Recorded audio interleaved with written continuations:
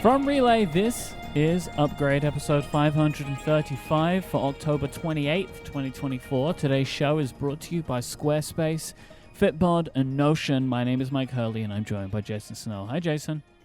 Hi, Mike. How are you? Good. Busy week. This is going to be a very busy week, and it's already started off busy, and we're going to get busier, I think. I think it's going to be a huge, huge week.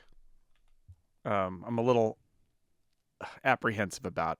It's going to be. There's a lot. It's like this is Mac Fest 2024 this week. Well, we're obviously going to talk about the Mac stuff and App Intelligence, but it's just like one of these things of like, I was talking to my wife last week, and it's like, we have family visiting this week, and I'm like, okay, this is a couple of weeks ago. I'm like, well, I reckon there's going to be an Apple event one day the week that they're coming. And I'll do my best to we'll work around that. But now I'm like, I don't know what to expect now. Obviously that's not happening, right? We know that now. But it's like, I just don't know what the rest of this week is. But what I do know at least is I'll just be recording my shows on the days I'm supposed to be recording them and fitting in all the things I'm going to fit in. So yeah, you'll catch what you can. Mm-hmm. Different for you. It's wild. I mean, so we'll cover what we can today. Yes. But we will only be able to cover today, day one of MacFest 2024, which will continue for a few more days, as far as we can tell. Yep. So, several days. And of course, the earnings, Turnus. Right? With the earnings. And then Apple Financials is on Thursday. So, if I had to make a prediction, it would be that MacFest 2024 lasts 3 days, and then there's Money Fest. Yep. Quarterly on Thursday, which is also Halloween, and then Friday is, I don't know, recovery day. It's leg day, something like that. They did say there's 3 announcements, so we can assume it's one day after another. But anyway, we'll get to all of that because we've got to start out with a Snell Talk question. This one comes from John, who wants to know, and this is kind of in reference, we were talking about... Is it John Turnus? I don't know. Me and you were talking a couple of weeks ago about the idea of not really thinking that we would be able to retire fully, but John wanted to know, would you like to live on a beach in Hawaii when you do choose to retire? Yeah, I think it's unlikely that I would be able to afford to live by the beach. Yeah. Like, I don't want to live on the beach just with no home and just laying on the beach. I don't want to do that. But in general, yes, that would be a wonderful place. Yep. I would love to do that. That is one of the dreams, but I would say that feels to me like an unrealistic dream. Dreams can be unrealistic. You can just have them. You never know where your life's going to take you. I mean, like a little condo in Hawaii. I mean, yeah, that would be awesome. That would as be good great. as it could get, I think, for retirement. Yeah, my slightly more plausible but also implausible dream is actually to have a little condo in San Diego. Yep. And then I what I've said to Lauren a bunch of times is I kind of want to be the regular at the Padres games. Where they're like, oh, there's this old guy who's just always there, and he watches the baseball games, and he lives like across the street, and he just comes over and watches the games and goes back. That's what he does with his retirement, and I kind of want to be that guy. I do. I kind of want to be that guy, but and why the Padres and not the Giants? You say it's because the weather is much better in San Diego. That's why. Come on. But anyway, beach in Hawaii would be fantastic. I every time I go to Hawaii, I think about it. But yeah, I mean, who knows? It is. Thank you, John, for basically getting me to admit, yes, that is one of my dreams. If you'd like to send in a question to help us open an episode of Upgrade, just go to upgradefeedback.com and you can send in a Snell Talk question of your own. To give you an example of the busyness of today's episode, we're going to talk about your iPad mini review in follow-up. Yep. So you reviewed a whole new product. You said a couple of things that I thought were really nice about the iPad mini. I'll read a couple of quotes from you. The iPad mini is already a niche product within a niche product line. It's likely that Apple will never want to slice things even thinner than it already has. And what's great about the iPad mini ultimately is also what limits it. It's a small iPad with plenty of power. It fits in places that other iPads just don't.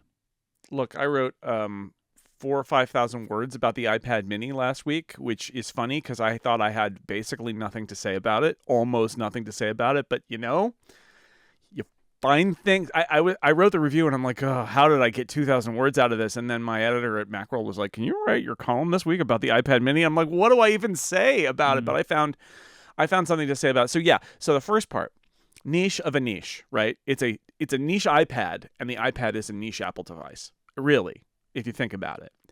And then I get the people who say, I really wish that the iPad mini was more like an iPad Pro than an iPad Air.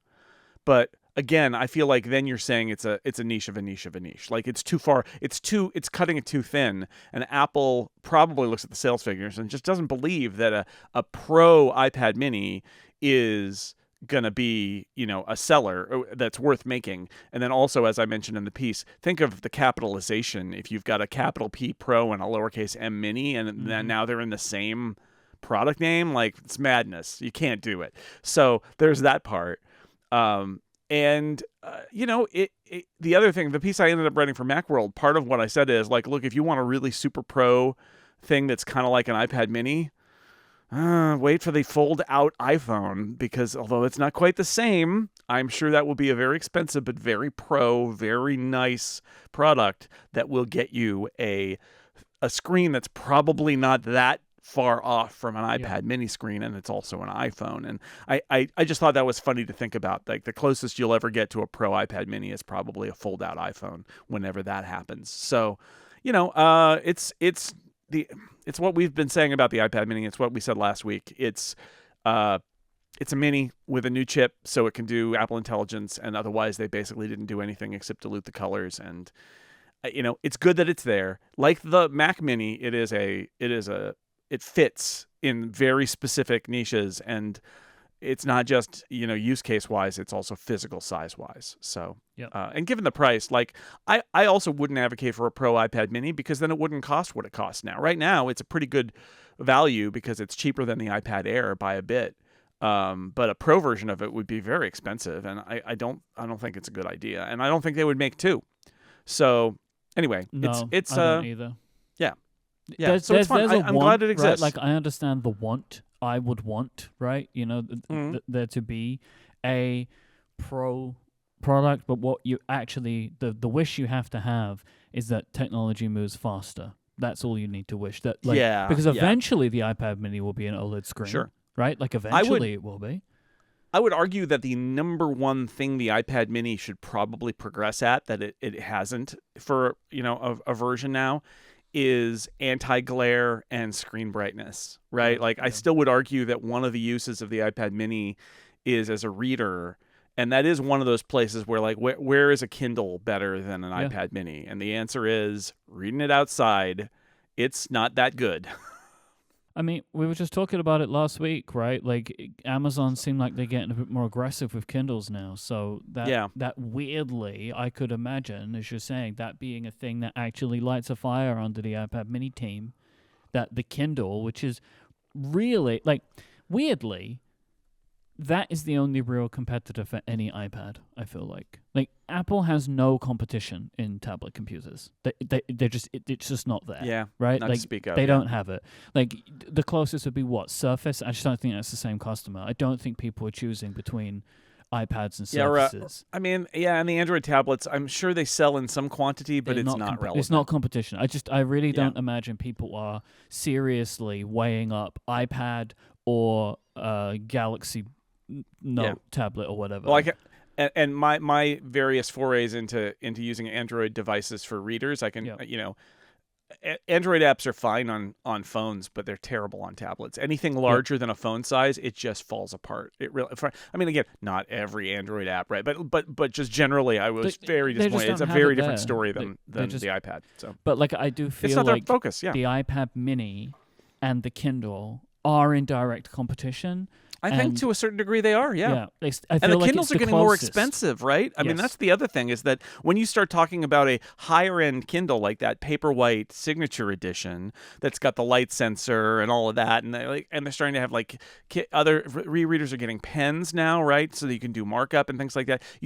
They are starting to get close to each other, and that's really interesting. And I think that there is some threat there from Apple. And I just think that's one of those areas that Apple they have made strides in anti-glare and screen brightness and things like that, but on the Mini of all devices, I think they need to push it, but not this time.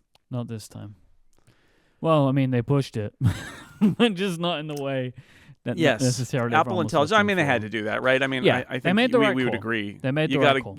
if you're going to make this Apple Intelligence push, you got to have your products be able to support it, right? And it was Otherwise, the what are you weird doing? outlier. I feel like it was kind of the outlier. The iPad, that will get it when it gets it. Yeah. Continuing the Ted Lasso news updates. In an interview with Variety, Warner Brothers CEO Channing Dungey said this. Dungey Said this. We had always been clear that there wasn't going to be more Ted Lasso if Jason Sudeikis and team weren't feeling excited about it.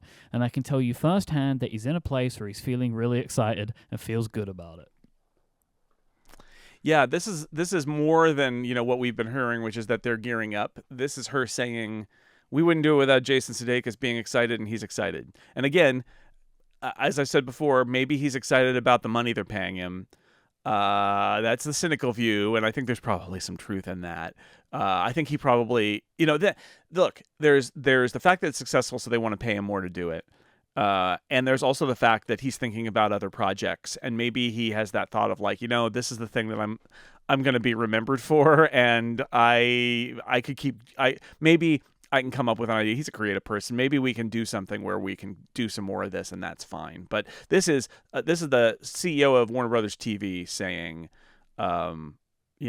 we're working on it. So this is the clearest sign yet that this is happening, which it is. They're gearing up. The whole thing is happening. So it's just a matter of that they haven't announced what it is and all of that, which seems like they will do when they can. Yep.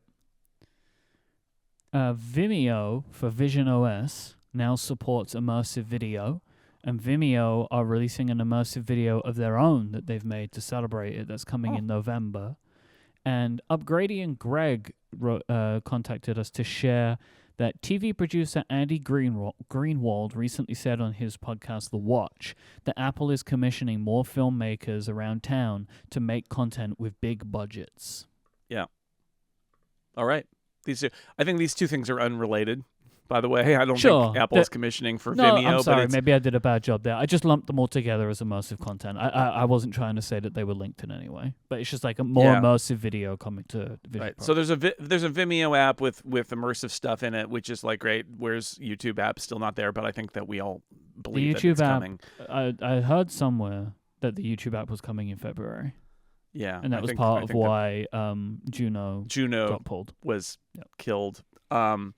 Yes, and then separately, it sounds like Apple is indeed, after we were talking about that immersive video Submerged that Apple made, that there's more money and more filmmakers trying these projects. So that's good. They should. Great.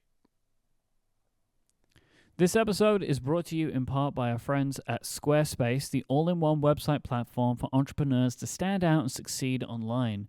Whether you're just getting started or managing a growing brand, you can stand out from the crowd with a beautiful website, engage with your audience, and sell anything, your products, services, or even the content that you create, because Squarespace has everything you need all in one place and all on your terms. You can make the most of design intelligence from Squarespace, which takes their 2 decades of industry-leading design expertise with cutting-edge AI and machine learning technology to help you unlock your strongest creative potential by making it easier than ever before to build a beautiful, more personalized website tailored to your unique needs. You can craft a bespoke digital identity that you can use across the web with Squarespace and their design intelligence system. One of the reasons I have used Squarespace for like 15 years is because of how easy they make it to start with the design of your website. And they have these really awesome templates and great tools to allow you to design and tweak to your heart's content. But now with Design Intelligence, they're making it even easier to begin, then giving you the full ability to customize it to the exact way that you want. But it's about making it easier than ever before to get started. Squarespace Payments is the easiest way to manage your payments all in one place.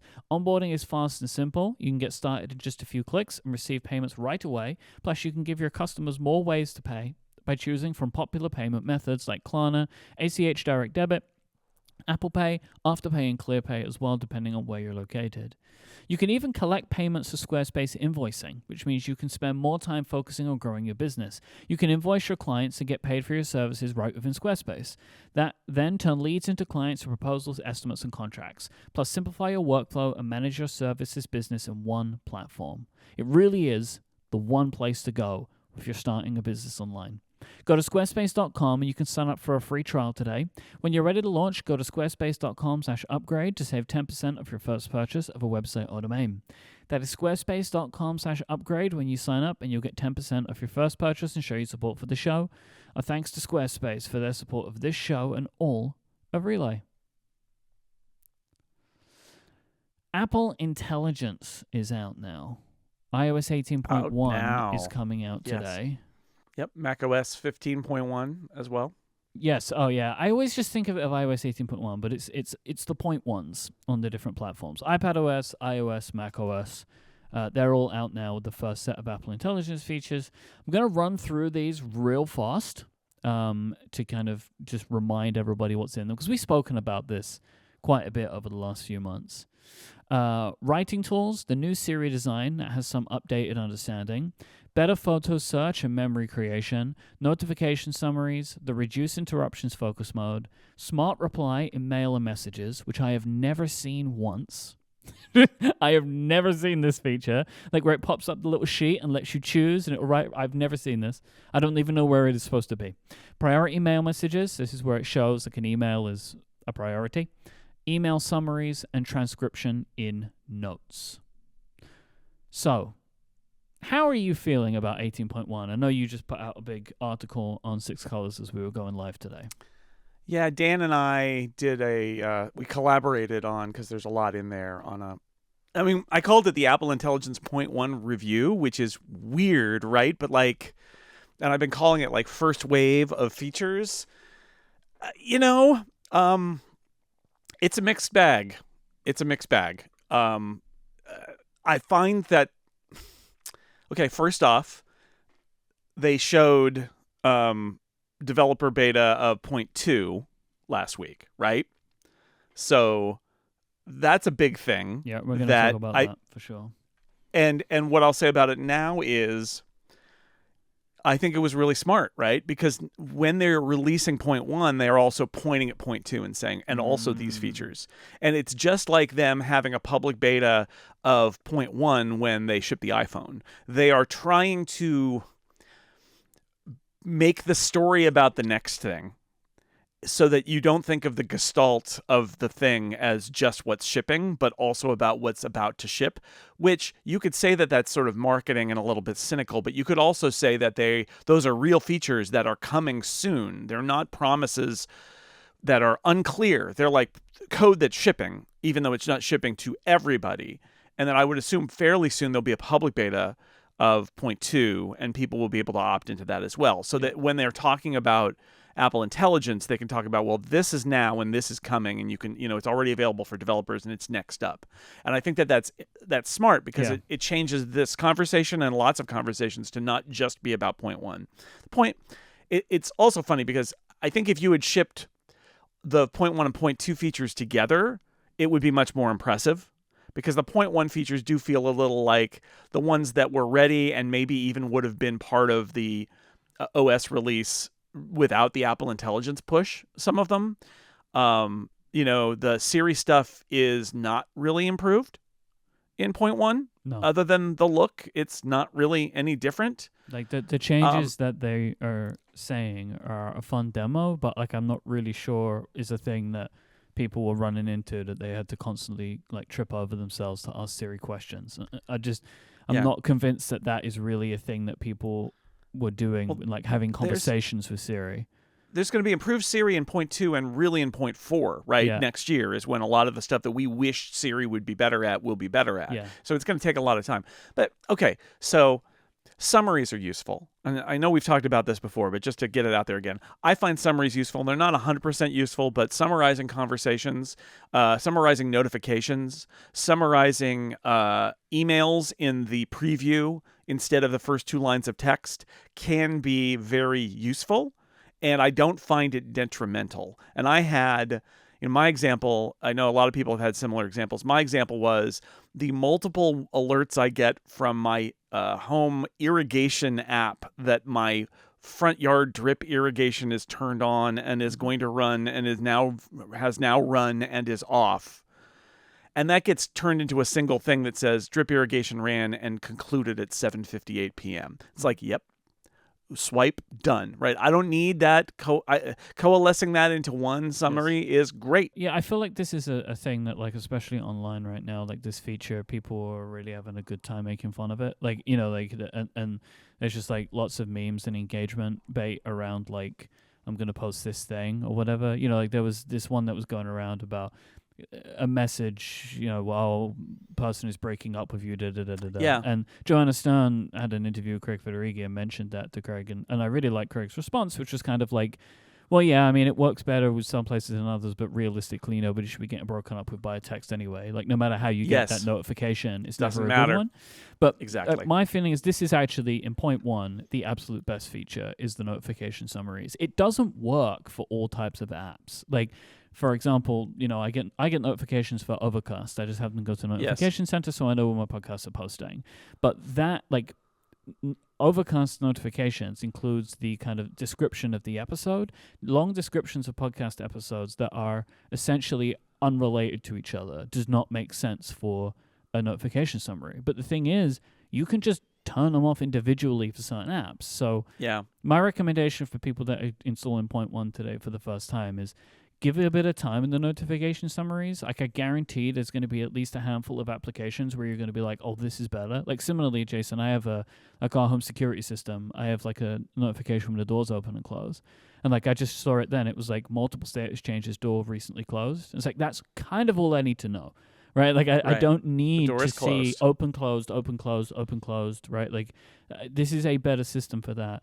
But you kind of just got to see where it ends up working for you.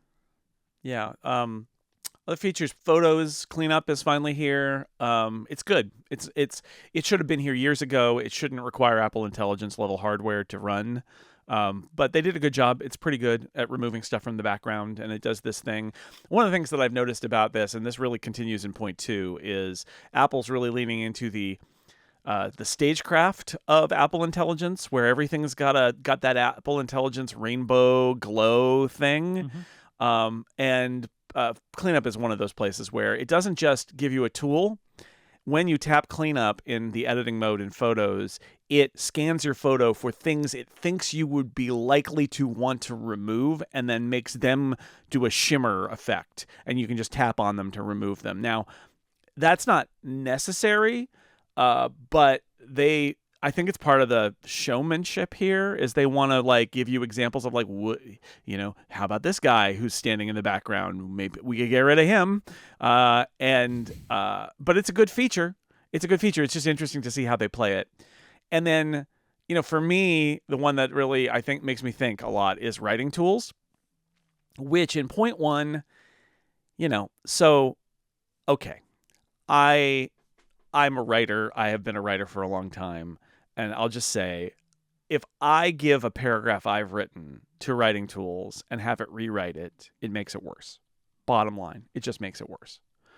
But that's what LLMs do. LLMs are all about flattening it to the middle. Mm-hmm. They are the most mid of things like that. It's about the aggregate middle of all of all of internet language, right? So of language. So you're going to get something. Yeah. The middle. So it does stuff that's, it replaces words with other words that are synonymous, it feels very much like a student who's trying to file off the edges of a thing that they're plagiarizing, so that it doesn't seem like they're plagiarizing it. It'll just swap in synonyms. I'm like, why did you even do that? And it simplifies things, and it makes things more cliched.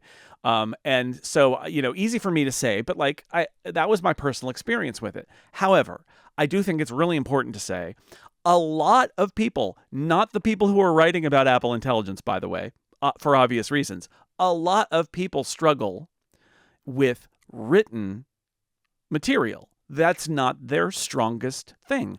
I know you use AI for some podcast writing, right? I use it for quite a lot of things because I'm not a writer. Right. I'm not, and you're not comfortable with that form, and yet there are lots of things that require writing. The things that sometimes I have to write get seen by lots of people, and I am very insecure about posting some of this stuff because, like, it was all in good fun, but like there's there was a point where a bunch of friends of mine were collecting screenshots of all of my spelling mistakes, and like that was just like a thing. And it was like one of these things where it's fun when it's a joke between friends, but then it like expands out into the world, and like I think now I am insecure about like my writing, and so I like to be able to have systems where I can say like, here is a piece of text that I'm writing. Can you check this for me? And I would say in point 1, the proofreading is fine, but it's not like super great. It's better in point 2 because you can describe your changes. But obviously you would never use these tools because you are a writer in the same way that I would never use a tool that would produce a podcast for me. Right. So, and this is my point is, I know that, but I want to point it out because I do think that there are some people who are like, oh, I don't know why. And it was a good thought experiment for me because it was like, okay, if I give it something I write, it drains it of personality and kind of makes it boring. But there are lots of people, lots of very smart people, in fact, but writing is not their thing. My dad was a very smart person and he was a terrible writer. He just couldn't do it. He couldn't spell it. He just couldn't. It wasn't a thing that he could do. And also, I haven't even gotten to it yet, but the other very clear application here is people who are not comfortable in English because English isn't their primary language. And there's a lot of that too. So I think that there's a lot of this that is going to be really great for a lot of people because it's going to give you a safety net. You select your text. It just comes with your computer, comes with your phone. You select the text and you say, you rewrite this or make it friendly or make it professional. Like how many 20-year-olds are out there who are applying for an internship or a job or something and they suddenly have to write an email to their prospective employer and they have no idea what it means to be professional. Mm-hmm. And I say that as a parent of 2 kids in their 20s now. Like they have no idea. They have no idea. And sometimes they send us their things that they're writing and say, can you look at this and see if it's okay? So imagine being able to just go, can you make this professional? Because I don't know how to do that, and have it do it. I think that's great. Obviously, with all these tools, you should look at the output and make sure that you're comfortable with what you get out of it. But I do think that there are a lot of people who are just completely at sea when it comes to written language in English, in this case, more languages to come. But and I think that that's great. So I think that there's a lot to be said for writing tools. And it's very easy to be cynical about it if you're somebody who's comfortable with writing. But think of everyone else. I'd say think outside yourself and think of all the different applications to this. Now, a friend of mine who is also a professional writer, his comment to me about it when we were talking about it this weekend was, and I hadn't thought of this, is like, sometimes somebody sends you an email and you're really angry about it. And you write an angry response. And he said, there is some value in selecting it and saying, make this professional. Yeah. Or make this friendly. And everybody's had that email that they sent that they wish later that they hadn't sent. Right. Now, you still have to think about running it through the AI. I do think that there's a mode that is undoubtedly coming, which will allow your apps of choice to say, this looks a little angry. I know there used to be way back when Eudora actually had a semantic analysis feature, believe it or not. And Eudora has been gone for so long now, but it had a semantic analysis feature back in the early 2000s that would actually show you little spicy peppers. If you had, like, if you were really, really angry, it would be like, oh, there's 3 peppers here. And I think you could set a threshold where it warned you and it was like, are you sure you want to send this spicy email? But I think that will come back. I think that there will be more semantic analysis with AI where they will say, would you like me to make this more professional? Because this seems to be in a professional context. But I hadn't thought of that. And that's a good one. It's like, take a step back from the ledge. Yeah. You have a lot of feelings. Yeah. But if you run it through the AI, guess what's going to happen? All those feelings are going to get pulled out of it because that's what it does. It flattens it back down. And if what you're trying to send is boring and not bad, but like boring, and it's doing a job and it needs to convey something, but that's all it needs to do, you can get that out of this. And there's a lot of value in that for a lot of people. I still want to talk more about this, but I want to just very quickly jump to the 18.2 part because I need to reference that to make my point. So 18.2 is now out in the developer beta. One of the features is enhanced writing tools. So yes, it allows you to describe the change that you want to make to existing text, and you can also generate text completely from nothing with ChatGPT. So the reason I want to mention this is, for me, what I find to be very valuable with these tools is you're able to prompt them. And what I don't like about the 18.1 writing tools is you are just Well, they're pressing a baked in. button that They're describes baked a in. prompt They're that Apple wrote. Right. They wrote prompts and you press the button and the prompt goes in. Exactly. And in 18.2, you can also try to write the prompt yourself. Yeah, because the experience I have with ChatGPT is I will say, keep the tone of this message, like keep the tone of this text the same, recommend some adjustments. And what I find then is I have a much better hit rate of getting something to still sound like me. Like it's just maybe giving me some different words or rewriting it, putting some different punctuation or grammar in place to make the overall sentences read better, right? And for me as well, like when I do this stuff, I don't just take the output of it and just like paste it into whatever I want. I treat it as like a back and forth, really. Like, and I'll often still go in and make changes to what it's given me, but I get to a point where I feel a little bit more comfortable with the text. And so having these tools built into the system is really interesting, and I want to play around with them more. But I do like that now you have a little bit more say in what the change can be. And you can see why they did it this way, right? In point one, it's sort of like we got all the guardrails in place. We're gonna make it just super safe and simple.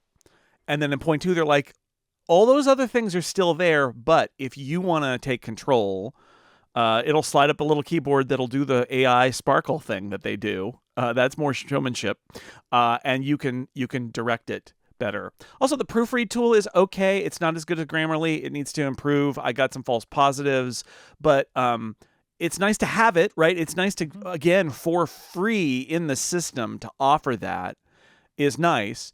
And then the other stuff like summary, sometimes you want to read a summary of something and see if you want to read it. Sometimes you want to get a summary so that you can summarize it for someone else, and that it does I would say it does the initial work, and then you need to look at it and make sure it properly summarizes it. But I think that's interesting.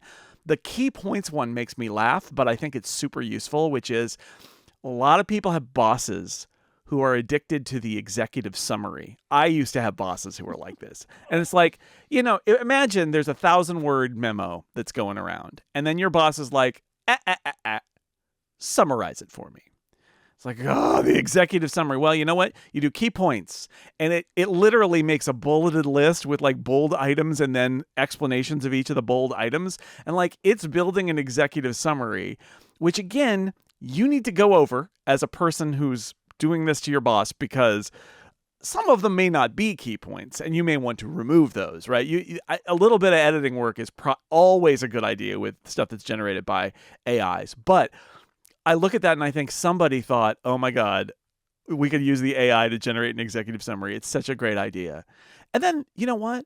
I love that they baked in a couple of text utilities into writing tools too. So the idea that if you've got something that's just people are writing text and it's literally like thing, number, and you're like, this should be a table, but they're like, yeah, but I don't know how to make a table. And all the controls are different when you're in table mode and all that. You literally select it and say table, and it just makes it a table. Or a list. If you've got like a paragraph that lists 15 things in it, that's just, they're here are the things we need. This, and this. And you're like, you can select it and say list, and it turns it into a bulleted list of those things instead, properly formatted. And again, it's a little thing, but like, it's great. Like to intelligently take text and make it something, reformat into something more useful. I think that's really smart. So there's a bunch of perfectly good features in there. It's just a little bit basic. It's just because it's number one. It's V1. It needs to be better, but it is. There are things in it that are good, and there are things in it that are okay. 18.2 also introduces the first round of image tools, which includes Image Playgrounds, which is the AI art generation system, Genmoji, which is a generative AI emoji creation system, and Image Wand, where you can take a sketch or something of an Apple Pencil and have it, turn it into something else. Yep. Something funny happened with this. Okay. Something very funny happened. The people who downloaded this beta immediately You have to sign up and say, Yeah. please allow me to do image generation. The people who downloaded it right away got the image generation. And as far as I can tell, everybody else who downloaded it after that first initial burst, it's just not on. It's just not turned on for anybody else. So I've got a little bit more context in that. Like, okay. Some people have gotten in, because I know some people who were in what I am in, which is you're in the wait list, who got it. Yes. Who like, I downloaded the beta as soon as I could and went on the list. But I know people that have now gotten in after having been on the wait list, like for a few days. So, and Apple so they haven't said, stopped the wait list, but the wait list, very slow. I haven't gotten this feature. Very slowly I haven't gotten this trickling feature. in. Yeah. Yeah. So I think Apple gave statement to a couple of people. So Chance Miller at 9to5 Mac was saying that, like, Apple said that they're letting people in very slowly, basically, and they're going to continue to let people in.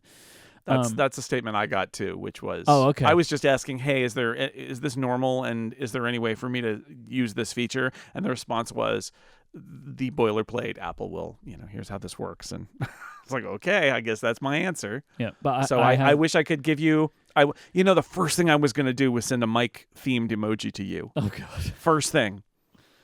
So I've seen some of this stuff, and like, it ain't good, man. So like the image playground stuff is just bad. Like, I just don't like any of the examples that I've seen. I've had sent to me,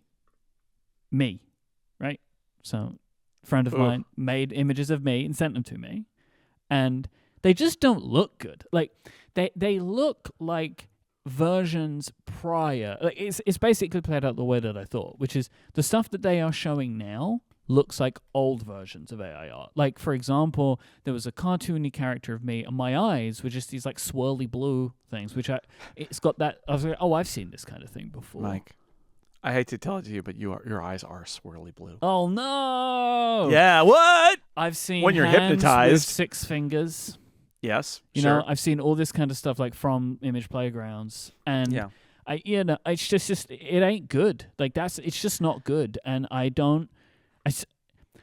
hope that they at least were going to do a good job, and they haven't done a good job. So I don't understand the point of this. The 3 of them, the one I'm least interested in is Image Playground. Yeah. Because honestly, I've got ChatGPT.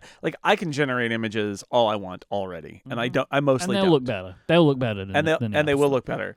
However, Genmoji intrigues me because I like emoji.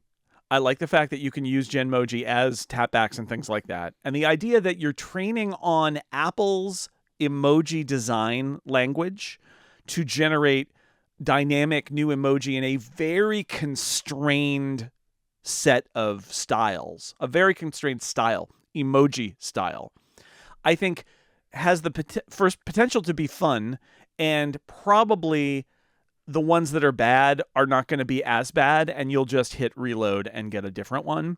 So I'm kind of interested in seeing how that goes and have some optimism there. And then Image Wand is the one that I think is funny, because I actually think Image Wand could be great, because I am terrible at drawing things. And I'm intrigued by the idea that I could do a very terrible sketch and then circle it and have them generate something that looks better. I'm not sure whether the thing that looks better will make me happy or not. Unclear. But as somebody who can't draw, I'm kind of intrigued by that idea. The problem, this is a marketing thing.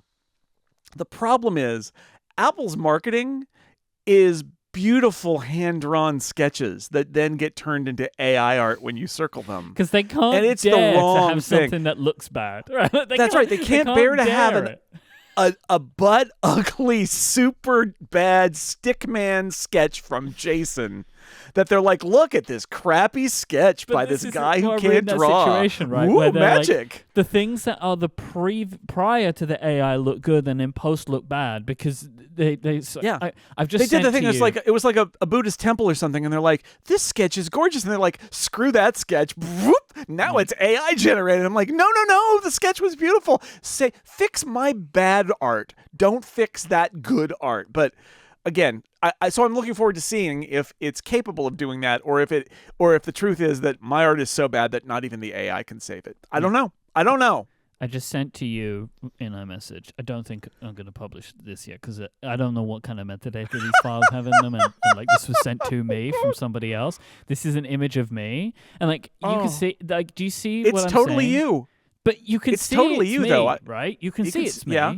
but like it just looks bad, right? You're like it's like just a bad. boss in a Pixar movie. Well, this was, quote, Mike as an angry CEO was the prompt that was given. Oh, you don't look angry. You look. I looked very disturbed, very upset. Yeah, you look like one of your employees just set the office on fire, and you're thinking about being blamed for it by the board of directors. Yes, that's what this image is. Yeah. Okay. Do you see what I mean? Like, yeah. Also, Genmoji, right? Genmoji are cool in a way, right? Because you can make emoji of anything you want. But I've noticed a weird trend with the Genmoji that I have received in messages. You know when you're using Photoshop and you want to remove the white background from an image, and you kind of like use the tools, but you don't really do a great job, and there's like a little bit of white left around it? This is how every Genmoji looks for me. Because I use my iPhone in dark mode. So like there's something going on with Genmoji where they're not entirely transparent. Their like, alpha channel is not right. It's like I don't understand what they're doing. But like there's like whatever is making these emojis leaving like a little white edge around them that doesn't look good. So yeah, very strange. But like the idea behind it is great. Like, you know, I could send an emoji of a duck wearing sunglasses if I wanted to. Like, and I do like that idea. That is a cool system, and I do think people are going to really dig it. But I just wished that the image playground part just wasn't there because I don't think that is it. But anyway, we'll talk more about this when me and you can actually get access to it. Sure, that's true. Yeah, we'll talk. I'll just say as an aside, one of the ways that they could solve this is by not letting you model your images on people in your photos library. Yeah. Saying no, but instead they're like, yeah, use it. If they're in your photos library, they're fair game. And it does feel do you feel a little violated by having an image of you sent to you by someone else? If it wasn't from someone that I trusted so much, then yes, I would. Yeah. You know, but like, yep. If an acquaintance just started sending these to me, like not like a close friend, then I'd feel weirded out by it. And that is the thing. Like anybody could make these for me. Anybody, because anyone can make this of anyone. Because as long as you have pictures on the internet, people could just download images and just make something of you. It's true. And I can't get my head around that. I will say that ZM Knox in the chat posted an image of, because they've got it, of a Genmoji, and it's a duck with sunglasses and dressed like, basically I'm going to say like a Miami Vice character, right? It's a t-shirt and a jacket, and it's a light colored jacket, and they're cool, man. And yeah, that's pretty good, which is why I'm encouraged that Genmoji might be something fun. So yeah. ChatGPT integration in 18.2. So this is in a couple of ways where you can pass off commands from Siri will pass commands, right, to ChatGPT where it thinks it can't answer something. You can also ask Siri to do things like you can say, hey, show me, tell me what's on the screen right now, and it will basically take a screenshot, send it to ChatGPT, and describe to you what it's looking at. Siri will prompt each time ChatGPT is going to be invoked. You can disable this if you want to in settings, but it will still do it for images and files no matter what. But so you can have it just seamlessly go to ChatGPT, get you the answer and return it. It always tells you that ChatGPT has been invoked, either by saying it. If you're speaking to Siri, it will say like this came from ChatGPT, or if you're looking at the screen, then it will give you like a little disclaimer at the bottom. Yep. Because I signed in with my OpenAI account, I now have a setting where, I now have a thing where I just have like 20 new chats, they're called, because every single conversation I'm having that's going via the system is being saved in my account, but they're all just labeled as new chat, which is very funny to me. That's less good. Yeah, I in my kind of experience, really, I found like that speaking I'm trying to find a way to phrase this. Like, speaking to Siri is not the same as speaking to ChatGPT. Like, there are questions that ChatGPT can answer via, say type to Siri, that Siri just doesn't answer. Like, but you can. What I'm saying is, I'm not sure how great a job the Siri system is doing at routing the questions, because there are things that I've asked Siri where it's like, oh, I don't know the answer to that. But if I put GPT or ChatGPT in the question, you say I'm using type to Siri, it will route it and give me the answer that I need.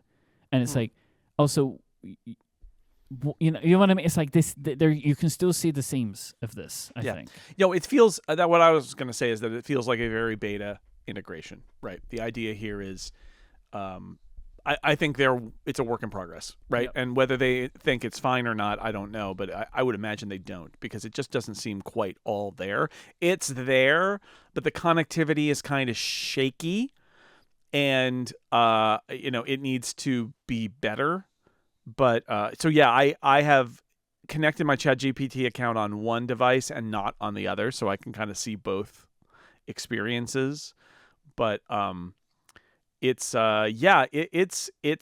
okay. I was also surprised that I was asking Siri questions that it would not pass to ChatGPT and just give me answers, and some of those were okay and some of those weren't great. Even if I have ChatGPT logged in and turned on, because it wants its take on it first before it goes to the other one. So I don't know. It's a work in progress, I guess, is what I'll say about it. Yeah. Also, this version of ChatGPT that Apple is using is via the OpenAI API, so it's not connected to the internet. So the world knowledge that it has is limited to the point where the knowledge cuts off. Yeah, that actually is one of those things that struck me, that they need to address one way or another, which is, you need, in the long run, what you really want is the ability to query the internet and get information back. And right now what you've got is Siri, which is not smart, can query the internet. ChatGPT, which is smarter and is using a version baked, a year ago or 6 months ago or whatever, it can't look up things. And the ideal AI assistant is smart, but uses reference sources that are trusted, that are out in the world, and can look things up and then summarize them for you or answer them for you. And right now, they're kind of in between. It's just a little weird. This version 18.2 also includes visual intelligence, which I've used a little bit, and I'm not really sure what I'm supposed to use it for, and support for more English languages. Yeah, it feels like it's not all there. Yeah. I don't know whether I'm using it in the wrong circumstances, but like I started using it and it just says like, what are the two prompts? It's like, what or why? I'm like, what? Huh? What? It's just two buttons that you're supposed to do things with. I'm like, I don't know what these are. 3 buttons. There's a camera button, there's a question mark button, and there's an image button. And the question, the question bubble button, like speech bubble button, will ask ChatGPT for what you're looking at. And if you do the photo with the magnifying glass, it will query Google image search. But it's like, I don't want to make the decision here. I know. Well, this is why it just feels. It feels confused. I think I have some suspicions that they want this to be more integrated with, for example, with Google's AI, and they don't have that integration yet. So they're just using a reverse image search, which is something. But like the idea here is that visual intelligence should see your image and say, okay, here's what's going on. And instead, what I get is a still photo that's temporarily there, and then I can respond with image or huh, and maybe, or my understanding is if it's text, it will like say or translate, right? Okay, but like I don't know, it just doesn't feel quite right. It needs to be more and better and more intelligent, and it's just, again, it's developer beta 1 of first version of this feature, and that's fine, but like I was disappointed at how basic it seemed. So the upgradings will be happy to know that they can look in the show notes and get that image of the Angry Mike CEO, because I have gotten consent from a friend of mine who made it. Because I just wanted to make sure, because like, I don't know. It's weird to get consent for an image that was made of me without my consent, but nevertheless, that there is a... Consent's important. You know what that's what I'm trying to say. I agree. I feel like maybe you have the rights to this, but yeah, but that's fine. I just didn't want to put them on blasting. You know what I mean? Like, this is a weird. We're in a weird time right now. But nevertheless, if you want to see it, it will be in the show notes. I put it in the Discord too, in case you want to see what Angry Mike CEO looks like. Then you got that. Yep. He's not angry. I'm telling you, the building is burning down. Yeah, and he may be responsible. More English languages are supported in this version too. We've got Australia, UK, Canada. There are a couple others, New Zealand maybe. But it's good news for you, I guess, because you could use UK English. Yeah, I switched everything back, which I was happy about. So now I could have all of the settings back the way that I want them without having to think about it anymore. So I'm happy for that. There is one other feature that I was excited about, which is a 18.2 feature, but not. I don't believe it's App Intelligence feature, which is the mail categories. You know, you get like mail sorted into categories. Yes, but it's on the iPhone only. I know. Right? What is going? Why? What is going on? Why would you do this? I don't. Yeah. I am so frustrated by this because I think it's actually really good, but I can't rely on this system if it's only on my iPhone. What are they doing? I don't know. I don't understand it.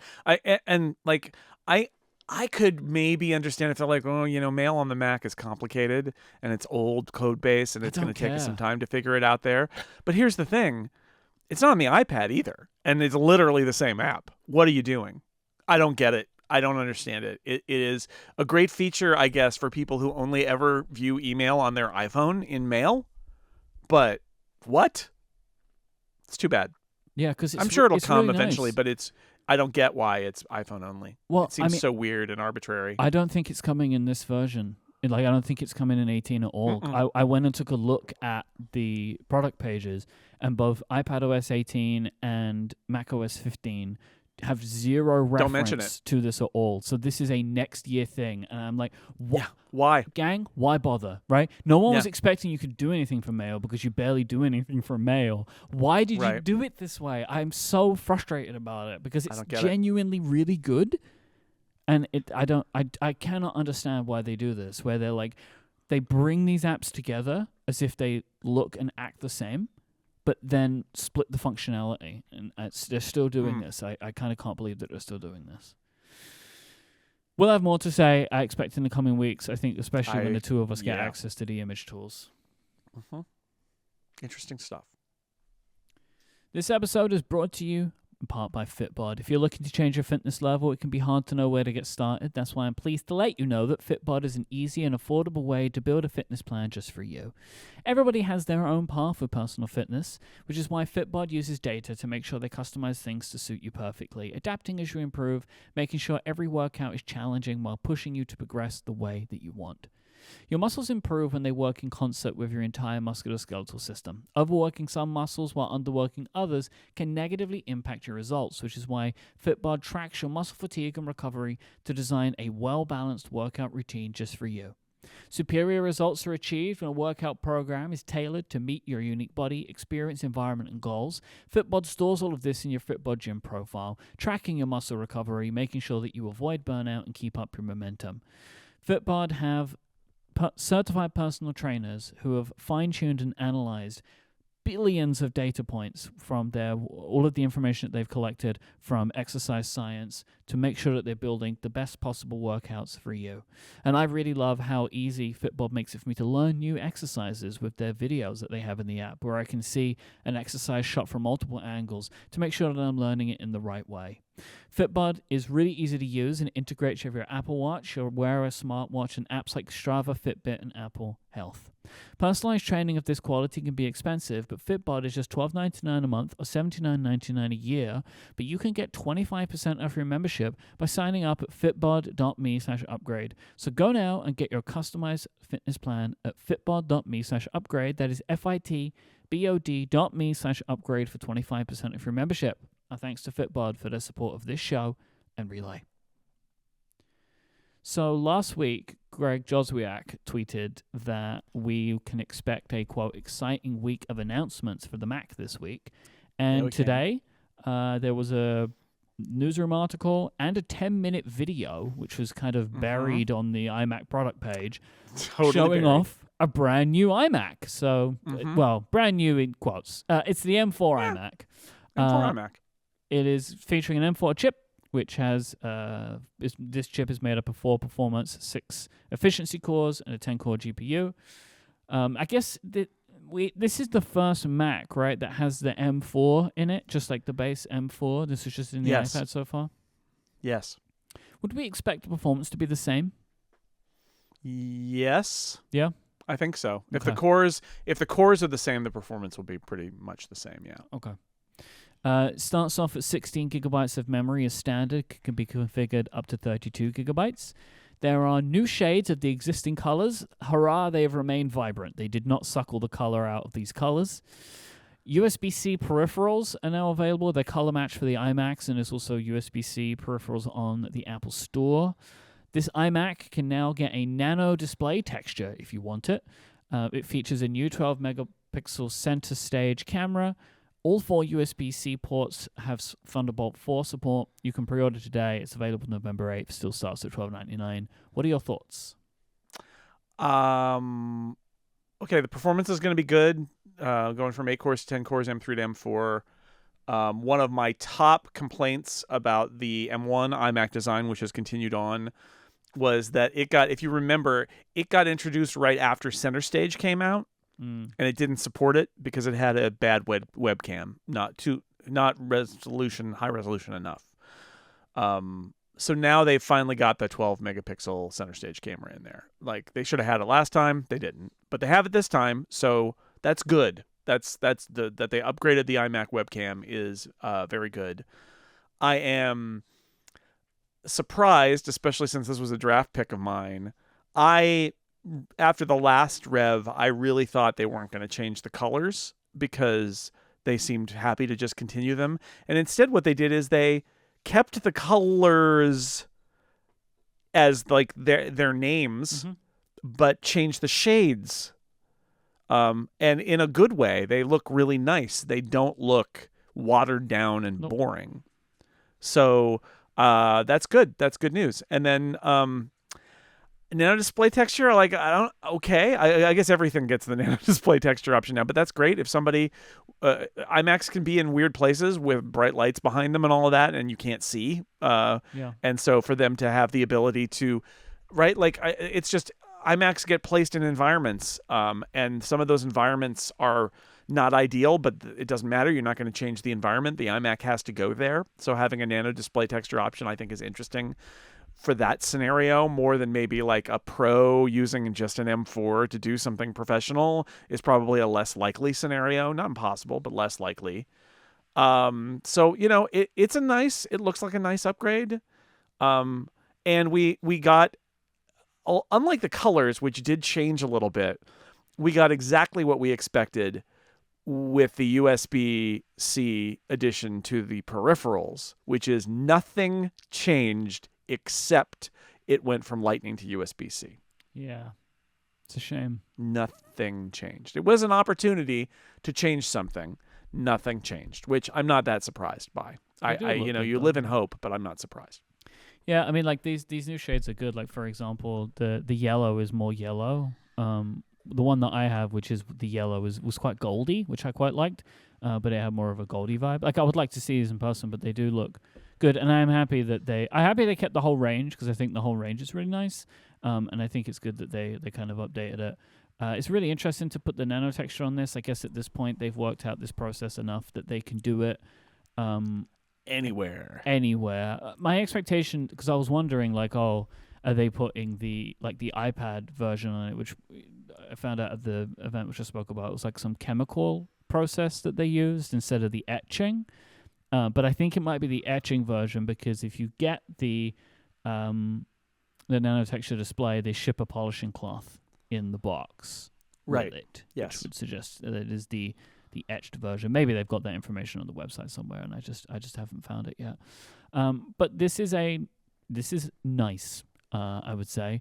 John Turner says in the video that is the first of 3 announcements this week, and also says join us tomorrow for another exciting Mac announcement. Yeah, how about that? Stay tuned, I kids. find it really weird that they went through the effort of producing this video, which I've got a link to in the show notes. It's hard to find, but like it is just like a section of what would be a full video. And if they're going to do this 2 more times, I don't understand why they're doing it this way. Why not just put it all together and treat it like a thing? I don't know. We'll see, but it's weird. Like, it's not at the top of Apple's website. It just is iMac Learn More. They could put a video embed there, or they could say watch the video, and then on the iMac page, it just when you scroll down, it says watch the announcement. Again, it doesn't even have. It's on their YouTube page now too. I just said in the. But it doesn't it should be front and center. Yeah. And it's not. It's just nowhere. It's really weird, right? I don't know. It's an interesting experiment. I'll give them that. But I feel like if you're going to do a 10-minute long product video, which, by the way, it's not just an iMac video. The first 4 minutes of it, 5 minutes of it is Apple Intelligence, right? Like, it's also the video that introduces Apple Intelligence features that are shipping on the iMac. Yep. So it's not just an iMac video. It feels much more like part of a larger whole, but it's just an iMac video. I just don't. Again, I'm glad they made it. It's a perfectly good. It's the same kind of like production value as their other videos. It just seems buried, and it's weird. The press release similarly. Like I don't know. The press release doesn't have a link to it anywhere. I think. It doesn't. I don't get it. No. I don't get it. It's very weird. Yep, but at least they made it. I mean, I prefer watching that to reading the press release. So I'm excited that the next 2 days I expect there to be video. I should get more videos, more Apple Intelligence videos probably too. Who knows? So I guess we're in this weird thing. We may as well should we just look at the draft scorecard? And we might as well just do this now, and then next week we'll finish it. I think this puts it at, you get 2 points so far. The new iMac, I'm going to say that the new iMac does come in the same colors as before. Oh, interesting. Okay. Unless you think it doesn't. I don't know, because they are the same color names. So the spread is exactly the same. Yeah. But they're different shades. So you could argue that if the shades changed, the color changed. You could also argue that the color names stayed the same, but the shades changed, and a shade is not a color. Maybe not. I guess. Because here's what I would say. If they would have called it green and removed all the saturation, we would have said it changed, right? Like, I mean, if they called it green and made it silver, yes, we would have said that. But if it's still green, I think I've changed my mind. I'm going to say easily we got 1-1 so far, because I think that's fine. That's where I have it. I think I have it as 1-1, and I would argue -1 to each of us as well. I think we've missed one and gotten one so far. Which one have I missed? Release date given for first Apple Intelligence features, because it came out. And they just said, let me demo Apple Intelligence. I'm not sure they gave a date. And that's what we said, is they needed to give a date. And instead it just released. They did do a second newsroom post today where they were like, hey, it's today. So, I don't know. Yeah. That seems pushing it to me. You think so? What? So if they did an event, they're like, it's available today. That's not Okay. I'll put it this way. I would not have agreed to this as a pick if the pick was literally, they will put out a press release that says that Apple Intelligence is available today. Of course they were going to do that. Decide, but these are all. Are we grading this on the newsroom posts or on the videos? I mean, that's a good question too. That's what we haven't decided. So we'll figure it out. There's no point to litigate it yet. But what we know is we both scored 1 point each, and the rest we'll leave it up to next week to decide. What a funny way to. This is like hilarious. We don't even know how to score it. like what is the winner? No. Is the newsroom post the winner or the videos the winner? What do they do to more videos? Like, we just don't know. So we'll decide this next week. I do think you get the tiebreaker though, because there's no event. Although, if I was being litigious, I would say a 3-day product release event is an event. Could, but they haven't sent an invitation to this. I agree. Yeah. I agree. Well, let's let's just see how it goes over the next few days before we really dig into the It may not matter, but the beauty of the upgrade shit. draft scoring is sometimes we score very generously because it doesn't matter. It doesn't matter at all. Yep. Saddle up, partner. Let's hit some rumor roundup. Yeehaw. Let's do it. Let's ride out there.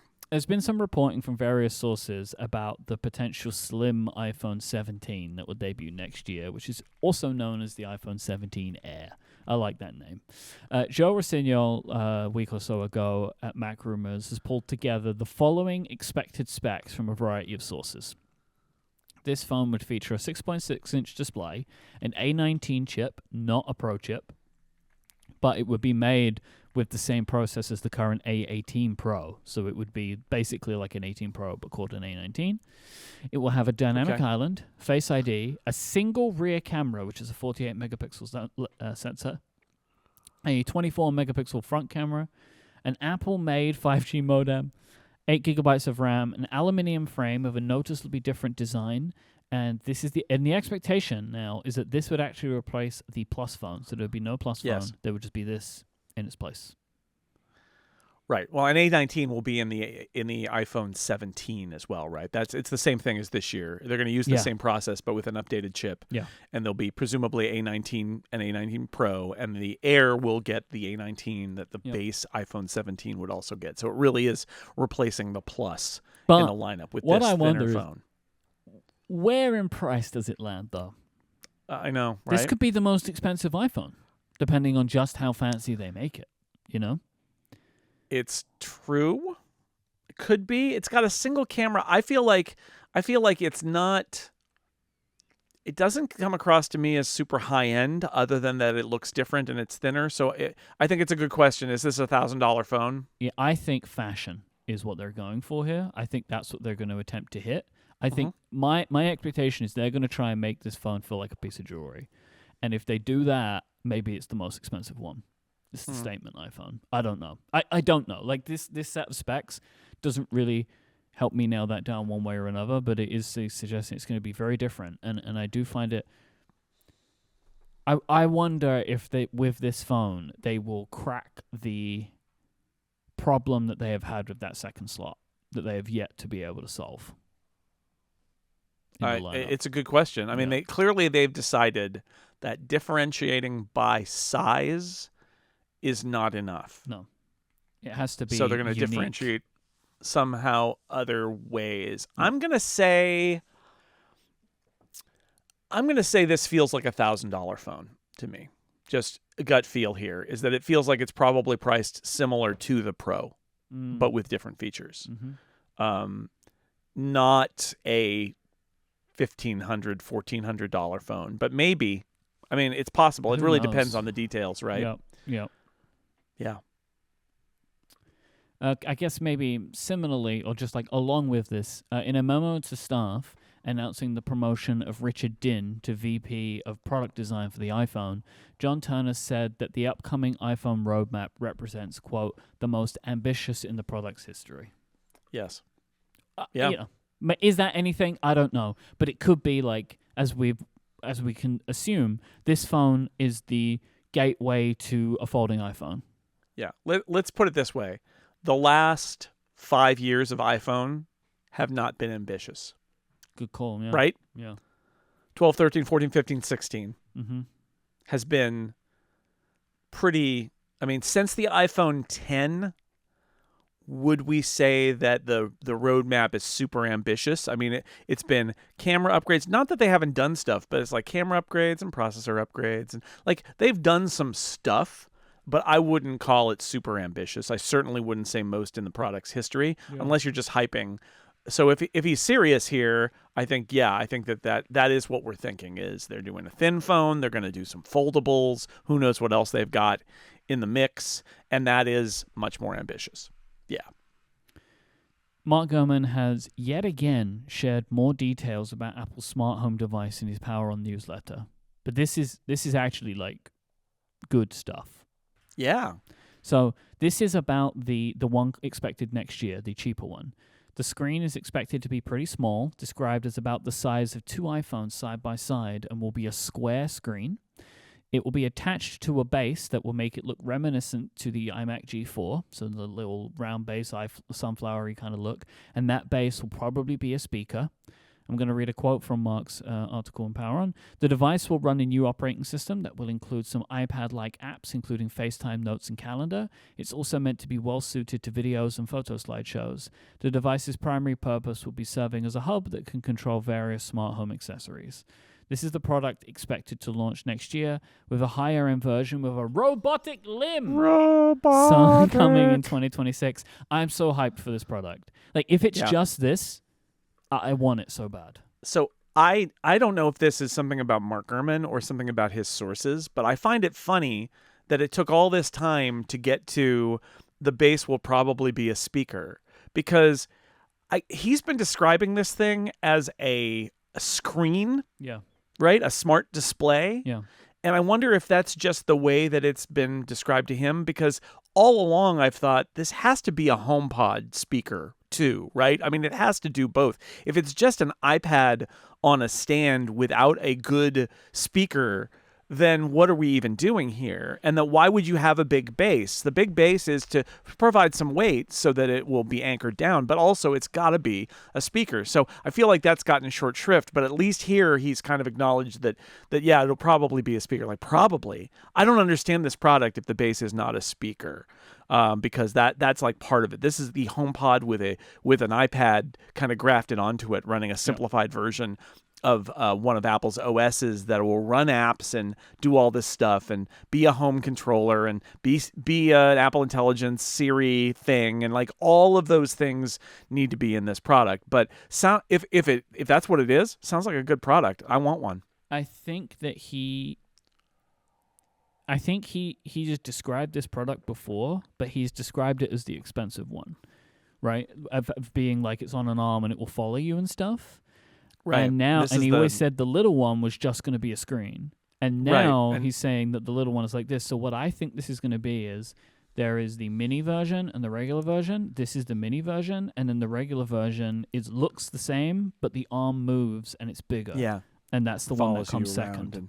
Yeah. Yeah, that makes sense. That is a strategy that makes sense. And I do wonder if it literally is Mark Gurman's vision into this is coming from a source that doesn't have the whole picture or hasn't described aspects of it. Yep. And so he's been saying sort of like it's a smart display, where we've all along kind of assumed that it's going to be a HomePod with a screen, not just a screen, because that's an iPad, right? And so sounds great. As somebody who had an Echo Show for years and has a Google Home Nest whatever mini in my kitchen now, I would like an Apple one of those instead, please. Right? Especially if it does Apple Intelligence, and if it can run like all the video apps that are on Apple TV and iPad, like apps, as this says, so that you can get that stuff on there. Great. Let's do it. I'm ready. I'll get in line now. This episode is brought to you in part by Notion. There is so much to love about Notion. I mean, I would say I love using Notion every day. So at Cortex Brand, we use Notion for collaborating as a team. I use it as where all of our information goes. It's how I keep track of all of the projects that we're working on. It's something that I have started using because it was introduced to me by my assistant as something that we could use to kind of collaborate with. And then the more I've used it, the more and more stuff I have put into it. I've also played around a little bit with Notion's AI tools. Like, one of the things that I like, we keep minutes of our meetings that we have, like people are keeping notes and writing down, like updates to projects and stuff. And at the end, I can say, tell me the action items that are here. And Notion's AI will go through and give me the action items at the bottom of my meeting notes. The new Notion AI is a single AI tool that does it all. You can search across Notion and other apps, generate documents in your own style, analyze PDFs and images, and chat with you about anything. Notion is a perfect place to organize your tasks, track your habits, write beautiful documents, and collaborate with your team. And the more content you add to Notion, The more Notion AI can personalize its responses for you, because unlike generic chatbots, Notion AI already has the context of your work. Notion AI is connected to multiple knowledge sources. It uses AI knowledge from GPT-4 and Claude to chat with you about any topic. It can search across thousands of Notion documents in seconds to quickly answer any question. And with AI connectors that are now in beta, Notion AI can search across Slack discussions, Google Docs, Sheets, and Slides, and more tools like GitHub and Jira are coming soon. Notion is used by over half of the Fortune 500 companies, so you'll be in great company. It's also used by me, and I hope that you consider that good company. Try Notion for free today when you go to notion.com/upgrade. It's all lowercase, notion.com/upgrade to try the powerful, easy-to-use Notion AI today. And when you use our link, you'll support the show. That is notion.com/upgrade. Our thanks to Notion for their support of this show and Relay. It's time for some Ask Upgrade questions. First one comes from John, who asks, have either of you considered exploring YouTube in a more direct form than posting things like podcast recordings? That's a good question. I mean, Six Colors has a channel. Okay. And there's stuff there. But it's a very large amount of work, and in the end, when I've tried it, I felt like it didn't really provide a direct benefit for my job, and I've got to focus on the stuff that does. And so, you really, if you want to be making money on YouTube, you need to spend your time building up YouTube. Mm-hmm. And I think a lot of us have experimented and done the math and then said, this doesn't make sense. So, and also I am a solo worker. It's just me here. And for video, you kind of start to need help. And like, I get a product to review, I got to review it. I got to write it. If I've got to do a video, I have to shoot the video myself and edit it myself. And like, I can do all those things. I have those skills, but it's a lot.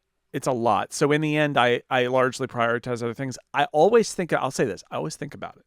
I always think about, like, if I get an Apple product in advance, do I make a video review and post that as well as my written review? My written review I have to do, and then we're going to podcast about it. But like, is there room in there for a video review? Unfortunately, most of the time there's so much going on that all I can do is get the video or get the written review done. I don't have any extra time to do the rest of it. And in those cases, the YouTube video goes down immediately. Like, that's it. Dan Morin and I do some live streams. So that's an example where we do try to do it for Apple results, also for new products that are dropping, under embargo if I've got the product, or, I will try to do some of that. And that's a little less heavy lift because it's just a live stream and we're sitting there talking and I'm showing stuff off that's on my desk, and that's a lot easier to do. So I do some of that. But that's, and then over on the Incomparable side, I mean, we do all our D&D stuff is streamed, but like in terms of the tech stuff, that's the truth of it. Is if I wanted to stop writing articles and post YouTube videos instead, I could do that, but I feel like it's not it would kind of break my existing business, and I have no feeling like it would actually replace that with something new that would be better. And so there's no point. I just stay with what I've got. And that's just sort of where I am. What about you? Yeah, I mean, like, obviously YouTube works if that's the thing you want to do, right? But like for us, we're already doing things that are successful. So adding in YouTube in like a native way that you want to do YouTube is a lot of work, right? And it's hard to do. Like, I have, over the years, I've done every kind of video type of thing that you could imagine. Like, I've explored all of them just to see what I like. Like, I've done vlogs, I've done video reviews, I've streamed. Ultimately, I just don't enjoy doing this as much as I love podcasting. So like, I just focus on that. Like, that's kind of where I am.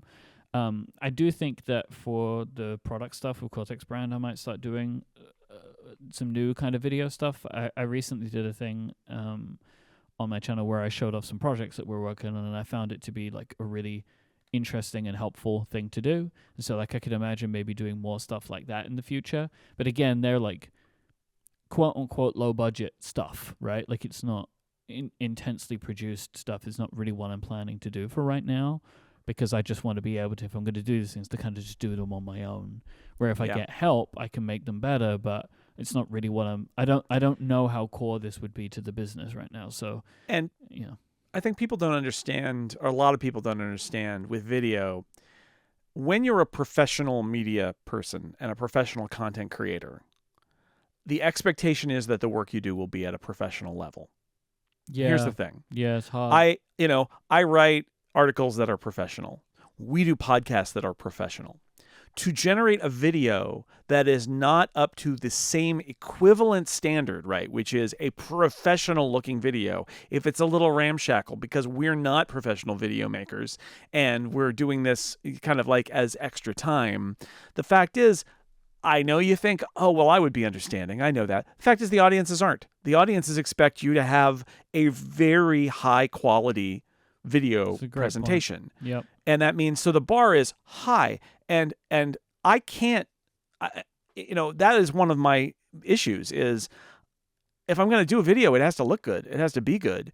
And that's even more work than a kind of shoddy video because as a content creating professional, people hold me to a higher standard, fair or unfair, even about video. And so that makes it even harder to do because I'm not going to be able to, without a huge amount of work, get something that's even close to being at the level. That's why I like live streaming, is that a live stream, the bar is not as high. Yeah, live streaming as a pre-recorded video. Still, to do it well, you've got to put some effort in, right? Like, so you've got to buy some lights and stuff like that. But yeah, it is that's why I like it too, because it's like you get to you get the base, and then the content is just.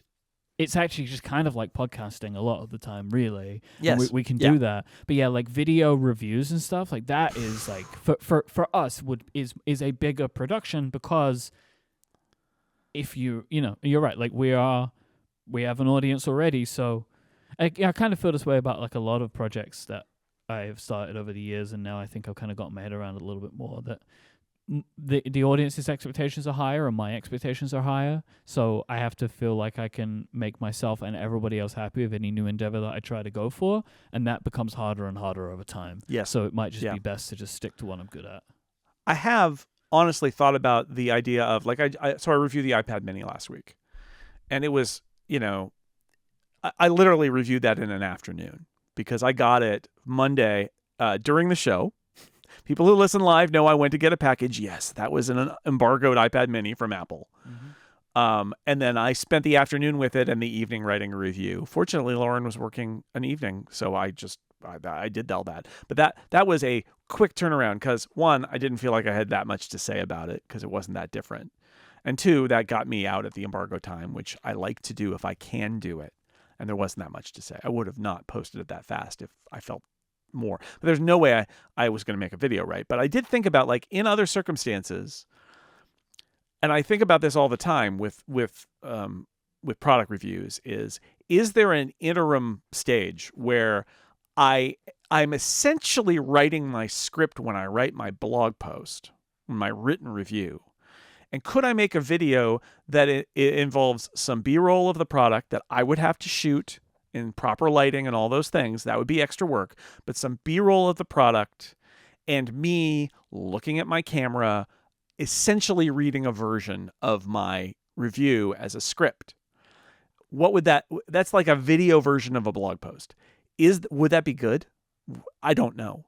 Would it be better than the blog post and better than the podcast about it? Probably not, but some people might rather watch the YouTube video. So I think about that stuff. But again, even that requires, like, I got to get a setup where I'm comfortable looking at a script and reading it while it looks pretty natural that I'm looking at the camera. So am I building a teleprompter thing, or am I just reading it off of my iMac or my studio display? Right? Like, it gets a lot more complicated. So even something as simple as that, where I'm trying to lower the bar and not write a new video script, but just take my existing blog post and read it and shoot some B-roll, like, but okay, now it's already more complicated. So yeah, it's interesting. I think you and I both think about it, and I try to pick my spots, like with the live streams. I feel like that's a better a better fit Yep. is hopping on a live stream. I've got a camera above my desk. I can hop on a live stream, and if I've got a new product, I can show it off, and I can take questions live. And, you know, if Dan's going to be there, he can feed me questions, and we'll talk, and we'll, you know, I'm a little more comfortable with that. It's a little more like this of what we do. Yeah. Yeah. I think so. Mike wrote and said, I'm loving the photo shuffle home screen that I've put on my phone. In the past, when I saw a photo in a widget that I wanted to share, I could tap on it to open photos and share them with my family. Is there a similar way to share photos from the lock screen other than screenshotting the lock screen widgets and everything? So if you use the photo shuffle lock screen, you'll see images go through, right? There is actually a way to get to that image, but it is weirdly complicated. And the only reason I know how to do this is I saw Underscore do it once. So if you see an image on your lock screen and you're like, that's a lovely lock screen of my family, I want to send it to my wife or whatever, you long press on the lock screen to go into the edit mode. You hit customize, you hit the 3 dots, and then show photo in library. I don't know why they make that as complicated as it is, but it's a thing that you can do. You know what I mean? I feel like if you use the Photo Shuffle lock screen, there should just be a button on the lock screen that's like, press this button and go to this image, you know? Or like maybe even have it as like a lock screen widget type, right? That could pop up if you use that or something. But it's funny to me that you can do it, but it's that complicated. There is no way to do it that I found on the watch face version, just in case anybody wants to know. And Connor wrote in and said, given the lack of changes to the new iPad mini, would I be better off buying a 2021 iPad mini and saving some money? My primary concern is the jelly scrolling issue from the 2021 model. I don't think I care about Apple Intelligence in the new chip. Well, first off, we don't know if there's more jelly scrolling or not. Almost everybody says there isn't, but then some people say that there is. And I really believe... Here's the thing about jelly scrolling. I think it's a perception issue where there is a very, very small lag that some people can perceive and some people can't. Mm-hmm. And if your primary concern is jelly scrolling, you shouldn't buy an iPad. Well, I mean, you should go to the Apple Store and look at an iPad mini, but you shouldn't buy the 21 model because it's got jelly scrolling, according to the people who see jelly scrolling. So how do you know? You don't even know if you're one of the people that could see it. That's I know. Well, that's why you got to go to the Apple Store. So that's my answer. Is if you're really worried about it, I guess you should get an iPad Air instead. But it's very hard to tell. Most of us can't see it. It seems like it might be less on this model, but that some people claim they can still see it. I'm not entirely sure they aren't at this point seeing an effect that is. It's just so. I don't know. I mean, I don't want to say that it doesn't exist, but I'm starting to think that it's a feature of computer displays that some people notice if they really look closely, more than it's a flaw of anything. But I just don't know. I see the jelly scrolling on my iPad mini. It's fine. Like, I see it. I've always seen it. It's fine. I wanted them to fix it because it shouldn't be there for that money. And I think what they've done is improved it. But all devices are susceptible to this because it's just a device controller. It's not something. It's not like the iPad Mini is specifically there's a problem with it. Like, it's just every computer can have this issue with the display controller. Just whatever they did in the 2021 model made it more susceptible than others. I just feel like, as Jason says, go and try and see one of these devices and see if you see it. But even if you do, I don't think it's a reason not to buy it. Like, you really have to be scrolling fast to see it. And like, are you really doing it that often? Like scrolling quickly? I don't think it's a thing that exists, but I don't think it's a reason to not buy either of these products. I had a 2021 iPad mini that I used for 3 years every day and loved it. And I could see the jelly scrolling. It wasn't a problem. Let's get real here too. The issue with the iPad mini's display is that it's 60 hertz. Yeah. And honestly, that's the thing I couldn't get over. Yeah. Is that I was scrolling to look at the jelly scrolling, and I was like, God, it's so jittery because it's 60 hertz. Yeah. And I'm used to an iPad Pro that's at 120. And first off, Apple should, we are all in agreement here, I think. Apple should give their non-Pro motion displays a frame rate update. Go to 90 maybe. Yeah. But that's the thing that I found disturbing and distracting about the iPad mini is just that 60 frames is not great because it's all scrolling. See, I think all scrolling on the iPad mini is bad because I think it's 60 frames is bad. So it's very hard for me to see it. But like, again, I believe David Pierce. David Pierce seems like a solid guy. I like his work, and he says he sees it, and a few other people say they see it. So I think the answer is you got to be super sensitive to it. You got to be looking for it, and then once you notice it, my understanding is you never don't notice it. And like the bottom line for Connor is, if you're concerned with jelly scrolling, don't buy an iPad Mini. Just don't, because we know it does it. Yeah. Or if you're really the 21, we know does it. Or at the very least, go to an Apple store if you can, look at a 24 model and see if you can see it or not before buying one. That's all I can say. If you would like to send in your questions for Ask Upgrade, please go to upgradefeedback.com, where you can also send us in your follow-up and general feedback about the show. You can check out Jason's work at sixcolors.com. I reckon it's going to be a busy week over there, so go check it out. You can hear Jason here on Relay and at theincomparable.com. You can listen to me here on Relay as well, obviously, and check out my work at cortexbrand.com. You can find us online. Jason is at jsnell. I am at iMyke, IMYKE. You can watch clips of this show on TikTok, Instagram, and YouTube, where we're at Upgrade Relay. Thank you to our members who support us with Upgrade Plus. Your support really does mean a lot to us. So if you would like to get ad-free, longer versions of the show each and every single week, go to getupgradeplus.com. We're going to talk about Jason's holiday lights in today's Upgrade Plus segment. Yeah, we are. Oh boy. Okay. This is more than I thought. We're going to talk about Jason's holiday lights today. Strap in, everyone. GetUpgradePlus.com. Thank you to Notion, Fitbod, and Squarespace for their support of this episode. But most of all, thank you for listening. We'll be back next week. Until then, say goodbye, Jason Snell. Goodbye, Mike Hurley.